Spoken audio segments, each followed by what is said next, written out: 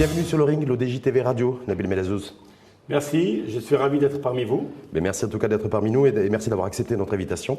Nabil Melazouz, je rappelle que vous êtes président de la Fédération marocaine du Conseil et de l'Ingénierie, la FMCI, qui regroupe plusieurs bureaux d'études en matière d'audit également, et plusieurs laboratoires aussi, plusieurs corps de métier, et qui interviennent dans différents secteurs d'activité, y compris travaux publics. Donc vous êtes la personne idoine pour ce débat aujourd'hui sur le ring. Entre autres. Entre autres, mais en tout cas la personne idoine pour nous aujourd'hui de vous avoir sur le débat sur le ring, qui a 3 thématiques. Round. Donc première thématique, premier round, reconstruction d'El House, où, comment et qui, avec un point d'interrogation. Deuxième round, matériaux locaux, il y a tout un débat autour de ça. Est-ce que les matériaux locaux, selon vous, sont résilients ou vulnérables face à une catastrophe naturelle, notamment un séisme? Et troisième round, reconstruction en situation d'urgence, est-ce que c'est une opération à haut risque? Point d'interrogation d'Nabil Melazouz. Sur le premier round, reconstruction d'El House, tout le monde en parle, mais quand on ramène ça à où reconstruire, comment et qui, ou avec qui, là par contre on n'y va pas très clair. Quel est votre point de vue là-dessus? De toute façon, à l'échelle macro, la construction doit être faite par les Marocains et pour les Marocains. Maintenant, quand on va faire un zoom avant, c'est une reconstruction qui doit tenir compte des spécificités locales et des besoins locaux.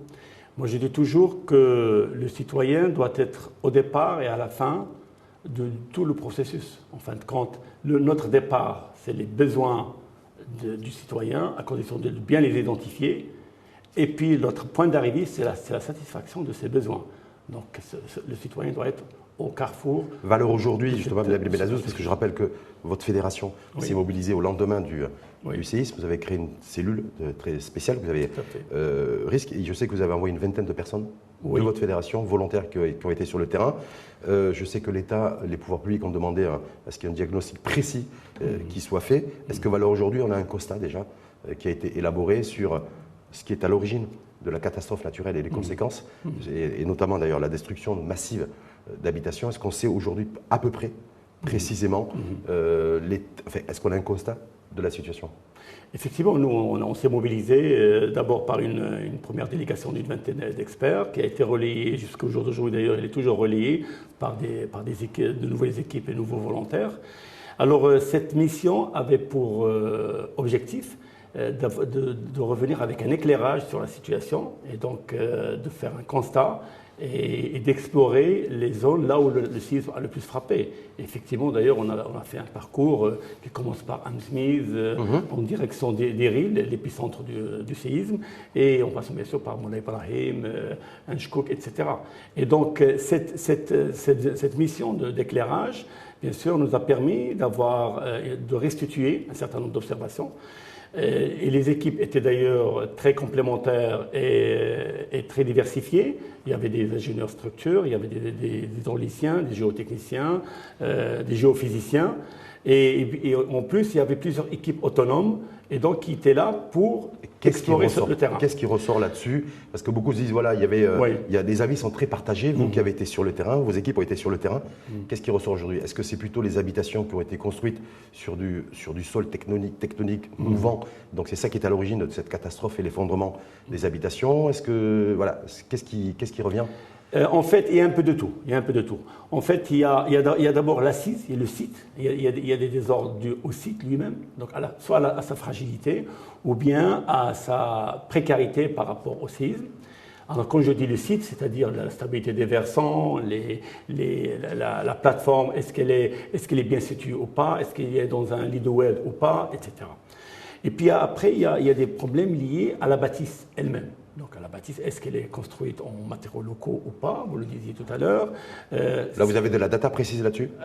On a déjà les premières observations et on a les premiers échantillons vus sur place. Et on a vu un petit peu de toutes les couleurs. Est-ce que ça veut dire, Nabil Melazouz, que Valeur aujourd'hui, ce qui remonte en termes de diagnostic technique et analytique par vos équipes, c'est essentiellement des constructions qui ont été construites via de l'autoconstruction sur une région très sismique, d'une part, et est-ce que ce qui revient aussi en termes de diagnostic, c'est le fait que ces constructions c'est de l'autoconstruction d'ailleurs, ont été construites avec des matériaux locaux qui n'ont pas pu faire face à la violence du séisme? Est-ce que c'est ça qui ressort? En fait, un matériau local est neutre. Tout dépend comment on va l'utiliser. Si on l'utilise à bon escient, avec des règles de calcul et règles de construction bien précises, le matériau local ne peut pas être incriminé. Par contre, et d'ailleurs à juste titre, même un matériau classique, béton, acier, etc., s'il n'est pas utilisé à bon escient, s'il n'est pas mis en œuvre dans des règles de l'art, lui aussi peut poser problème. Mais juste sur le premier point d'abord, sur les régions sismiques. Oui. C'est-à-dire que valeur aujourd'hui, ces habitations qui sont majoritairement sont effondrées, voire totalement détruites, c'est parce que le sol était tectonique et donc sur une région extra-sismique, c'est ça? En fait, maintenant, on est amené à revoir et à actualiser les cartes sismotectoniques. Parce qu'en fin de compte, après ce séisme, et après les données recueillies de ce séisme, là, on sera amené à actualiser ces cartes. Ces cartes d'aléas, là. Ah oui, les cartes, non seulement sismotectoniques, mais aussi des aléas de manière générale, que ce soit les aléas liés à l'inondation, ou liés à la stabilité des versants, liquéfaction des sols, etc., etc. Donc, vous avez évoqué ça, parce qu'on va évoquer aussi les matériaux locaux. Est-ce que aussi vous avez constaté, ou ce qui a été constaté, c'est qu'aucun respect de la réglementation en matière de construction? Est-ce que ça fait partie aussi de ce qui relève et ce qui ressort du premier diagnostic? On ne peut pas affirmer avec cette facilité cela, parce qu'en fin de compte, il y a plusieurs cas. Il y a le cas où le site a été prépondérant, où l'instabilité du site au niveau des sols. A engendré, toute la plateforme qui a été instable, et donc automatiquement les bâtiments qui étaient dessus ont dû s'écrouler. Il y a aussi le cas où l'hydrogéologie a joué aussi. Parce que vous savez, avec le séisme, il y a eu de nouvelles sources qui ont apparu, il y a des sources qui ont été colmatées, d'autres qui ont vu leur débit augmenter. Et donc il y a tout un réarrangement. Et vous savez, tout ceci vient du fait qu'il y a des aquifères qui sont à l'horizon des roches, et puis qui ont été donc touchés par le séisme, fissurés, et donc automatiquement ça donnait lieu à de l'eau. Donc mais en même temps, est-ce que la réglementation dans cette région-là du Maroc, parce que très souvent il y en a beaucoup qui considèrent que les différentes réglementations depuis 2011 en matière de construction, c'était beaucoup plus orienté pour la construction de bâtiments et de logements en ville, pour les urbains et pas pour le rural.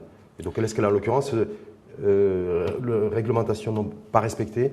On dit aussi que les méthodes d'utilisation aussi en matière d'autoconstruction sont archaïques, dépassées, et que c'est ça en fait qui a été le plus meurtrier pour... En fait, moi je dirais qu'il y a eu un enlisement des pratiques.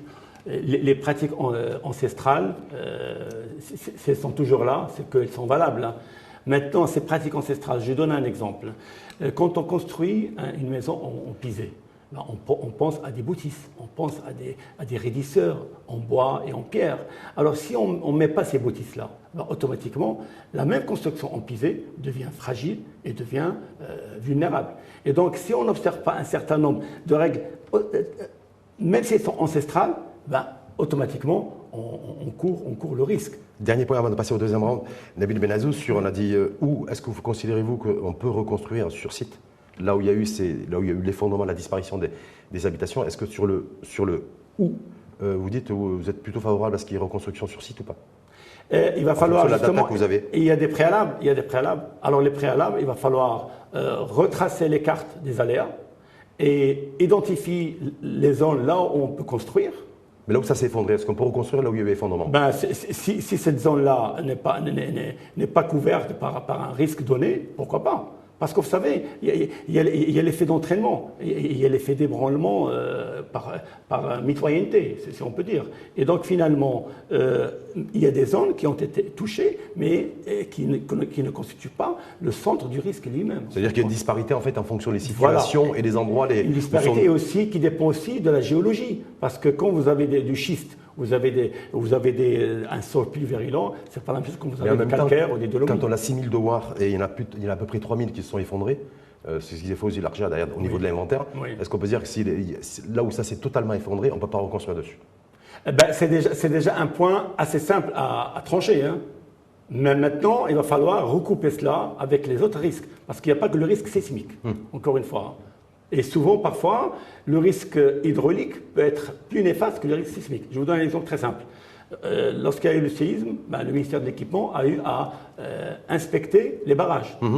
Et il y a 3 barrages, il y a 3 grands barrages autour de la région. Alors imaginez que si l'un des barrages lâchait, ben, ça aurait été beaucoup plus catastrophique. Et les 3 barrages n'ont pas bougé? Ah non, ils n'ont pas bougé. Même avec un séisme aussi violent, ben, 7,2 sur l'échelle Richter. Pourquoi ils n'ont pas bougé? Parce qu'ils sont calculés de manière à résister. Pas à résister totalement, mais même s'il y a des fissures, ben, leur solidité n'est pas menacée. Sur le comment, là, sur la reconstruction, on reconstruit comment? La valeur aujourd'hui. On a dit, on passe du où au comment? D'abord, c'est d'abord réfléchir à un inventaire des matériaux locaux sur place. Parce que le mieux, c'est de recycler les matériaux sur place. Si on peut, pourquoi pas? Parce que vous savez, à ce moment-là, ça va prendre du temps, ça. Il faut un savoir-faire, et 2, ça va prendre du temps. Non, le savoir-faire, il y a déjà des études. Sur le recyclage, sur le recyclage, il y a aussi des partenariats avec d'autres opérateurs étrangers, et pour lesquels on avait rendu visite d'ailleurs. Et ce recyclage-là va nous permettre justement d'éviter de transporter beaucoup de matériaux d'ailleurs. Et sachant que les routes sont dans un état, même la route qui n'a pas lâché, donc c'est privilégier le recyclage parce que l'accessibilité va être compliquée. Et sur le qui? Parce que là, on va être sur de l'auto-reconstruction. On va passer de l'autoconstruction à l'auto-reconstruction. Est-ce que ça va être les habitants qui, eux, ont toujours construit leur maison et leur habitation? Est-ce que ça va être à eux que va être confiée, selon vous, la reconstruction? Alors, il y a 2 phases. La reconstruction, il y a d'abord les actions macro. Alors, les actions macro, ça veut dire que l'État, à travers ses opérateurs, il doit déjà définir les plateformes, les zones où on peut construire. Après, bien sûr, en tenant compte des aléas, etc., etc. Une fois ces zones bien identifiées, à ce moment-là, on disposera de plateformes. Et après, même si on décide on va vers l'autoconstruction, moi, citoyen, je saurai que telle zone est permise et telle zone n'est pas permise. Mais est-ce qu'on doit confier, prendre le risque, entre guillemets, Nabil Benazouz, après ce qui s'est passé? Je rappelle le bilan provisoire, c'est pratiquement 3000 décès, plus de 5000 blessés et des centaines de disparus, a priori aussi. Est-ce qu'on peut confier la reconstruction à des habitants? Tout seul, non. Tout seul, non. Il faut l'accompagnement de... Alors, il faut que les habitants construisent, mais avec un accompagnement de très près. Et là, je vais ouvrir une parenthèse par rapport au paradigme de l'acte de bâtir de manière générale. Parce que cet acte de bâtir, je crois qu'après ce séisme, doit être revu. Et c'est à l'image, je dirais, d'un secteur qui est très connu par le public, qui est le football. Vous savez, pour réussir un match de football, il va falloir avoir de la planification, une stratégie sportive, des infrastructures, que ce soit le terrain, les gradins, etc. Et avoir des accès, tout comme l'acte de bâtir, il faut avoir des accès valables et des plateformes stables. Et puis, il faut avoir aussi de l'éclairage. Et pourquoi l'éclairage? Pour avoir plus de transparence et surtout avoir des règles du jeu. Et une fois qu'on a tout cela, ben, automatiquement les joueurs chacun va mener sa mission, que ce soit les attaquants. Donc vous appelez un plan Marshall sur l'acte de bâtir. Vous dites qu'il faut tout revoir sur l'acte de bâtir. Et il va falloir formaliser aussi. Il faut laisser la trace. Et pour revenir à l'exemple du football... La trace, c'est quoi? Là, c'est l'architecte qui laisse sa signature? Non, pas seulement l'architecte, c'est l'ensemble des intervenants qui laissent leur signature. Et le cahier de chantier doit être signé par l'ensemble des intervenants. Et d'ailleurs, pour revenir à l'exemple du football, vous savez, le football moderne maintenant fait recours à des moyens technologiques comme le VAR. Pourquoi le VAR? C'est la traçabilité, c'est le formalisme. Parce que s'il n'y a pas de traçabilité, s'il n'y a pas de formalisme, on ne peut pas définir des responsabilités. Donc vous appelez aussi à revoir l'acte de bâtir et à la transparence la plus totale. Deuxième round, justement, les matériaux locaux, beaucoup de débats là-dessus, beaucoup de prises de position ces dernières semaines. Est-ce que pour vous, les matériaux locaux sont-ils résilients ou vulnérables face à une catastrophe naturelle, et notamment, dans ce cas précis, face à un séisme? Vous savez, un matériau local, par définition, pourquoi il a eu ces galons de prestige? Parce qu'à travers les années, il a été éprouvé. Et donc, génération après génération, il a été évolué, il a été amélioré, etc., en fonction de l'usage, en interaction avec les besoins. Je vous donne un exemple très simple. Pourquoi dans ces régions-là, on construit avec le pisé et non pas avec autre chose? Parce que le pisé, il est disponible à portée de la main. On n'a pas besoin de transporter des matériaux. Et ce qui est une bonne chose d'ailleurs, de ne pas transporter des matériaux. Et puis aussi, le pisé, ça permet aussi d'avoir une certaine isolation thermique. Ça, c'est important. Mais malheureusement, ça ne permet pas d'avoir une isolation hydraulique. Donc vis-à-vis des eaux. Et d'ailleurs, c'est pour cela qu'on a vu des maisons les sinistrés ont été tués par la dalle. Pourquoi la dalle? Parce qu'ils ont essayé au début d'alourdir ces toits avec de la paille, etc. Et puis après, comme ça ne marche pas, ils mettent une dalle en béton sur des murs en terre qui ne sont pas tellement porteurs, au moins qui ne sont pas bien disposés pour supporter cette dalle. Et donc finalement, c'est la dalle qui a tué pas mal de sinistrés. Est-ce que justement par rapport à l'inventaire que vous avez fait, vous et vos équipes, Nabil Benazoun, sur le terrain, dans l'arrière-pays de Marrakech, est-ce qu'on n'a pas de data précise là-dessus? Est-ce qu'il y a autant de maisons construites sur la base de matériaux locaux, vous avez fait référence Pisé, terre crue et pierre locale, que de bâtiments qui ont été construits avec du ciment et du béton? Parce que voilà, il y en a qui sont entre les pro-béton et pro-ciment et les pro-pisé et pro-terre crue. Les citoyens ne savent pas en fait ce qui est réellement. Qu'est-ce qui a été le plus vulnérable et qu'est-ce qui a été le moins résilient? En fait, je ne peux pas vous donner un bilan statistique précis, mais je peux vous donner les échantillons qu'on a rencontrés. Il y a de tout. Alors, il y a du pisé à 100%, il y a du béton armé, donc construction moderne, et il y a le mixte. Il y a pisé et béton armé. Qu'est-ce qui a tenu le plus? C'est sûr, ce qui a tenu le plus, c'est celui en béton qui respecte un minimum de règles. C'est clair, mais ce n'est pas toujours le cas. Et puis, les structures mixtes, parfois, c'était la solution et parfois, c'était la catastrophe. Comme j'ai dit tout à l'heure, la dalle qui tue. Et puis, la structure en terre, s'il y a les boutistes dont je parlais tout à l'heure, s'il y a les raidisseurs qui sont ancestraux, qui est une pratique ancestrale, en général, ça ne pose pas de problème. Est-ce que vous partagez le point de vue de certains sociologues et anthropologues qui ont constaté sur le terrain, parce que vous avez fait une constatation technique, qu'en fait il y avait une perte de savoir-faire local dans la construction et que ces nouvelles constructions plus récentes, c'est elles qui ont été beaucoup plus vulnérables à la violence du séisme? Vous savez, moi j'ai toujours que quand on met dans un corps souple, un corps rigide, ça devient l'intrus, ça devient le problème. Et d'ailleurs, dans notre jargon, dans notre métier, c'est connu, c'est une règle générale. On ne met jamais un corps rigide dans un corps souple. Donc c'est la même chose. Vous avez une construction en terre et puis vous introduisez du béton, mais pas avec la même logique, pas avec le même soubassement. Alors pour revenir aux matériaux locaux et pour revenir aux dispositions constructives, vous savez, ces maisons-là ne peuvent pas supporter les constructions en hauteur. Et donc il va falloir construire horizontalement. Alors pour construire horizontalement, il va falloir avoir des incitations foncières. Alors pour les matériaux locaux, c'est sûr que l'autochtone sur place, pour lui, c'est beaucoup plus facile de trouver du ciment, de l'acier et des gravettes, plutôt que de revenir à la pratique ancestrale dont il ne maîtrise même pas les tenants aboutissants. Donc ça veut dire qu'il y a un risque de perte de savoir-faire traditionnel en matière de construction. Voilà, donc il faut des incitations pour l'utilisation des matériaux locaux. Qu'est-ce qu'il peut y avoir comme incitation? Parce que là, je sais et dans les règles de l'art aussi. Qu'est-ce qui peut être fait dans ce sens? Parce que là, aujourd'hui, il y a des indemnités subventions qui vont être attribuées pour celles et ceux qui ont eu leur habitation totalement détruite ou partiellement.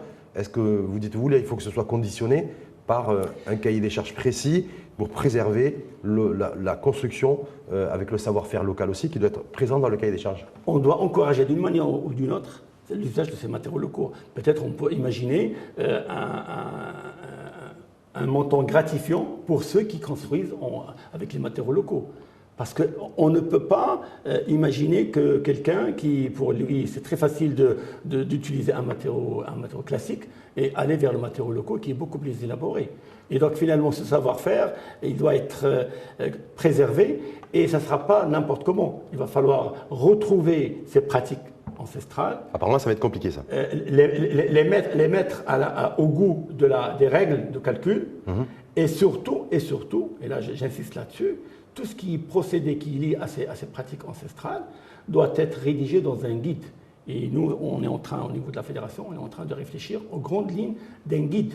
Qui pourrait être retenu dans le futur cahier des charges. Le guide doit avoir des déclinaisons en langue locale, en amazigh. Avec le dialecte local. Dialecte local. Parce que vous savez, ces gens-là ont oublié même la terminologie. Que ce soit des matériaux ou des procédés. Vous savez, quand j'appelle ce stylo avec un autre mot, il va falloir utiliser ce mot-là et non pas stylo, parce que les gens ne vont pas comprendre stylo, et ainsi de suite. Quand je parlais tout à l'heure de boutisme, il va falloir prononcer le terme dans la langue locale.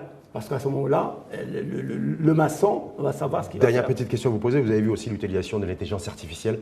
Certains ont projeté en tout cas ce que devrait être la reconstruction dans l'arrière-pays de Marrakech des villages de montagne. Il y a deux écoles en fait, de pensée, ceux qui disent effectivement il faut projeter tout ce monde rural dans le 21e siècle et bien l'ancrer avec les techniques modernes de construction et de matériaux, et ceux qui disent non, surtout il faut préserver le cachet, c'est une belle signature architecturale, ça attire les touristes, voilà. Donc on est sur deux modèles de pensée un peu différents. Moi je dis toujours que, au risque de me répéter chaque fois, moi je suis toujours pour les approches qui se sécrètent et pas des approches qui se décrètent. Parce que quand on décrète, le récepteur n'est pas toujours convaincu. Et donc, même s'il suit, il ne va pas suivre avec corps et âme. Par contre, quand vous laissez le besoin se sécréter et puis la réponse à ce besoin se sécréter localement, bien sûr, moyennant un accompagnement, moyennant une mise en valeur et puis une mise en règle surtout. Parce que là, on ne peut pas construire n'importe comment. Je reviens à l'exemple tout à l'heure. Un match de foot doit avoir des règles claires et précises. Et que tout le monde doit respecter, y compris dans la ville. Nabil Benazzouz, on va passer au troisième rang. Est-ce qu'on peut imaginer aussi, on a dit, c'est à peu près 6200 douars dans les différentes provinces, parce qu'il y en a 5. Oui. Haus Taroudant, Chichawa, Azilal, donc il y a Ouarzazate également, donc 5 provinces qui ont été retenues pour ce plan Marshall de reconstruction. Est-ce qu'on peut imaginer que sur 3000 douars qui se sont totalement effondrés, d'avoir un accompagnement individuel pour l'auto-reconstruction? Je ne dirais pas individuel, mais je dirais par famille homogène. C'est-à-dire on doit distinguer des régions, des sous-régions, des localités, des sous-localités, et par famille homogène, on accompagne donc toute une frange de ces habitations. Et surtout, on explique. Vous savez, on a eu une expérience très intéressante et très humaine lors de ces tournées. D'ailleurs, hier, les équipes qui ont fait le relais m'ont fait le retour. Vous ne pouvez pas imaginer la satisfaction de ces habitants lorsqu'ils sont écoutés. Et vous savez, lorsqu'on leur explique, vous savez, cette dalle et les meurtrières, vous n'aurez pas dû mélanger telle ou telle chose, vous aurez dû utiliser ce que vous utilisiez auparavant. Ils comprennent. Lorsqu'on leur dit attention, ça, pour cette opération-là, il faut un ingénieur, il faut un calcul, ils comprennent. Et donc, c'est cette campagne. Donc ça veut dire qu'il va falloir mobiliser des milliers d'ingénieurs. Oui, mais surtout mobiliser des gens expérimentés et qui ont l'intelligence humaine et relationnelle. Au-delà de la connaissance technique. Et certainement l'intelligence collective également. Exact. Troisième round, Nabil Benazzouz, justement reconstruction en situation d'urgence, parce que nous sommes en situation d'urgence. Est-ce que c'est une opération à haut risque? Confort de vitesse et précipitation en clair. Oui et non, parce que si on observe les préalables nécessaires, il n'y a pas de souci. Si on s'occupe du site d'abord, les sites au pluriel, et puis du site concerné pour la construction du village donné, non. Et puis si on tient compte de tous les risques, on fait une vraie analyse des risques, il n'y a pas de souci pour le site. Quand j'ai 100 000 personnes à reloger, que j'ai l'hiver on est en automne, il y a l'hiver qui pointe du nez, est-ce que là se dire voilà, il y a cette urgence? Voilà, et cette temporalité, il y en a qui disent il faut aller vite et bien, mais est-ce qu'on est capable d'aller vite et bien? La question est posée. Oui. Est-ce qu'il y en a qui considèrent qu'il faut d'abord reconstruire, en fait, en tout cas loger, ce qui est fait d'ailleurs, les gens, les populations rurales qui ont réussi à survivre face à ce séisme, un relogement d'urgence, les tentes, le temps de voir un petit peu ce qui se passe, ensuite un logement temporaire et ensuite un logement durable. Le faire avec un séquencement en 3 étapes. Est-ce que vous dites, voilà, est-ce que ça c'est beaucoup plus sage de le faire et de dire même si on met 5 ans, 6 ans, 7 ans, 8 ans, peu importe, ou vous dites, ben non, il faut reloger très rapidement les gens? Moi je crois que, comme disait le général à son chauffeur, il lui disait, roulez doucement, je suis pressé. En fin de compte, on a intérêt à faire vite, mais bien. Et d'ailleurs on retrouve cela dans les communiqués royaux. Ils parlent de rapidité, d'efficacité, et surtout de résultats palpables. C'est-à-dire d'avoir une habitation durable. Il parle aussi de pertinence et de précision. Et donc c'est cette pertinence dont on parlait tout à l'heure, cette pertinence avec les besoins locaux, et s'enquérir des vrais besoins, et même aider les locaux à exprimer leurs besoins, parce que peut-être souvent, ils n'ont pas les termes pour le faire. Et donc, il faut les aider à exprimer le besoin. C'est ce qu'on fait d'ailleurs, nous, lorsqu'on va aborder un client. Parfois, le client ne sait pas exactement vraiment... Sauf que là, on est face à une catastrophe humaine, je le rappelle, entre ceux qui ont perdu la vie et ceux qui aujourd'hui ont perdu leur toit. Donc il y a une urgence, on est bien d'accord là-dessus. Ah, c'est sûr. Donc c'est dire, voilà, est-ce que là pour vous, de dire, voilà, il y a une situation d'urgence, par contre, et donc du coup, ça complexifie encore plus la situation. Je crois que la première des choses, c'est identifier les zones où on peut reloger les gens. Est-ce que ça a été fait valeur aujourd'hui? C'est en cours. C'est en cours. Ça, c'est important, parce qu'on ne peut pas les reloger dans une zone qui présente encore plus de risques. Donc, c'est comme si on allait leur faire subir le drame de froid. Et puis, il faut arriver à les convaincre, surtout éventuellement de changer l'emplacement. Et puis, changer l'emplacement ne doit pas être mathématique. Il doit tenir compte des conditions sur place, des considérations de tribus, de liens familiaux, etc.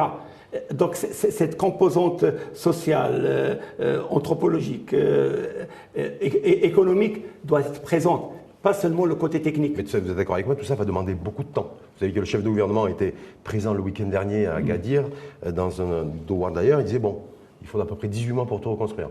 Il faut dire l'argent, mais sur le budget, il dit bon, il faudra plutôt 4-5 ans. Donc on a du mal à fixer la temporalité de la reconstruction. Est-ce que vous, en tant qu'expert spécialiste, Nabil Benazouz, et président de la Fédération marocaine du Conseil de l'ingénierie, vous dites attention, il faut y aller doucement? Est-ce que vous êtes plutôt favorable ou en disant il faut y aller tout doucement? Si ça met 2 ans, ça met 4 ans, ça met 5 ans, ça met 6 ans, ça met 10 ans, peu importe, mais il faut y aller doucement. Moi je dirais qu'il va falloir adopter un rythme intelligent. Qu'est-ce que j'entends par intelligent? S'il y a des zones où il y a visiblement pas énormément de risques, donc déjà on commence à les identifier. Donc on commence à reloger les gens dans ces zones-là. Et on commence par le moins dur vers le plus dur. Parce que sinon, vous savez, comme disent les anglo-saxons, il faut accepter de faire une erreur. Et il faut commencer, parce que sinon, si on se croise les bras et on voudrait avoir la solution idoine, idéale, ben on n'arrivera pas. Donc il faut commencer d'abord. Commencer par les zones les plus bien les cartographier, ouais. Et puis après, petit à petit, on y va au fur et à mesure. Quand on sait qu'on a à peu près 100 000, 120 000 personnes à reloger, on parle de la reconstruction de 60 000 habitations. Est-ce qu'on se dit, voilà, on est face à un chantier titanesque, vous qui êtes un expert dans le domaine, et que ça va demander beaucoup de temps si on veut faire quelque chose de durable? Moi, je dirais qu'avec le préalable de bien préparer les plateformes, on ne doit pas laisser les gens redécouvrir si leur sol, si leur plateforme est valable ou pas. Les gens doivent disposer, et ça c'est le rôle de l'État bien sûr, avec tous les opérateurs. Il faut que l'État définisse là où on peut construire et comment on peut construire. En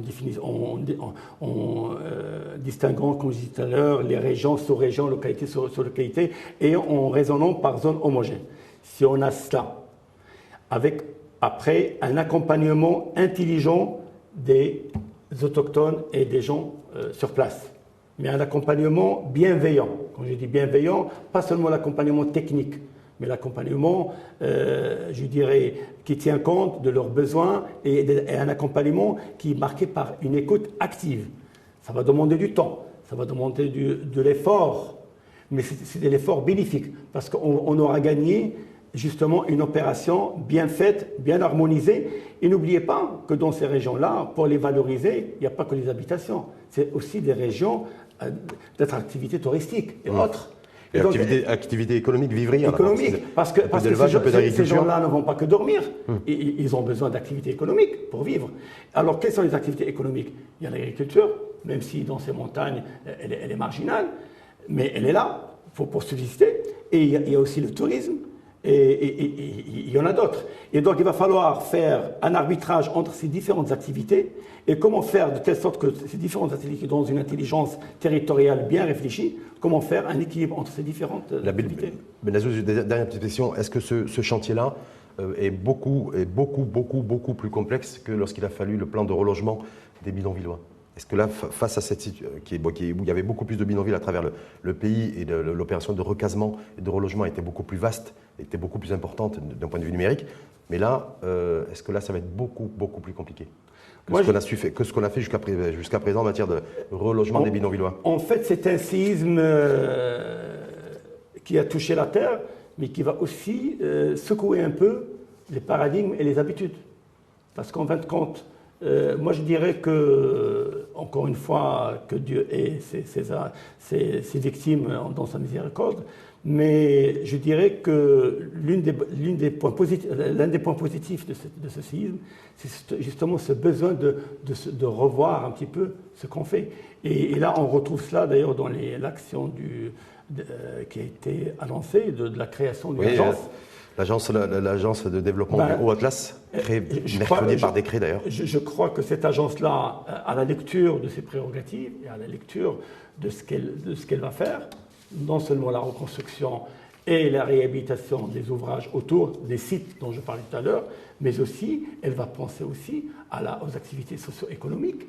Elle va penser aussi je dirais, à bien suivre. Mais certains considèrent qu'une agence toute seule, d'ailleurs on n'a pas encore l'identité du pilote, mais ça ne suffira pas. Ah, ça ne suffira jamais. Mais si cette agence travaille en esprit coopératif, avec tout un ensemble d'intervenants, comme je disais tout à l'heure, des intervenants qui savent ce qu'ils font, qui maîtrisent leur métier, et surtout ce suivi, parce que dans les prérogatives de l'agence, il y a ce qu'on appelle le suivi des coûts, des délais, de la qualité, et il y a aussi l'évaluation. Est-ce qu'on a atteint les objectifs selon les indicateurs de performance?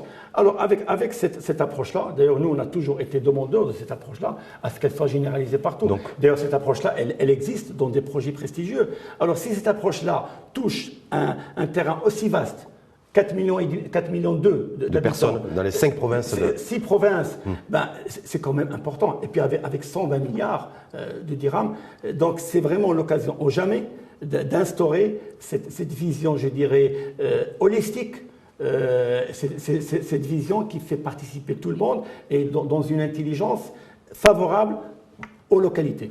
Merci infiniment à vous. C'est moi. Nabil Benazou, c'était un plaisir. Je rappelle, président de la Fédération marocaine du Conseil de l'ingénierie, la FMCI, voilà, qui regroupe différents bureaux d'études, bureaux d'audit, des laboratoires également, et qui intervient dans différents corps de métier et qui est sur le terrain depuis cette tragédie qui a touché notre pays, qui a frappé malheureusement nos populations depuis le 9 septembre dernier, c'est-à-dire au lendemain de cette catastrophe naturelle et ce séisme du 8 septembre. Merci infiniment à vous pour cet éclairage et à très bientôt. C'est moi, merci.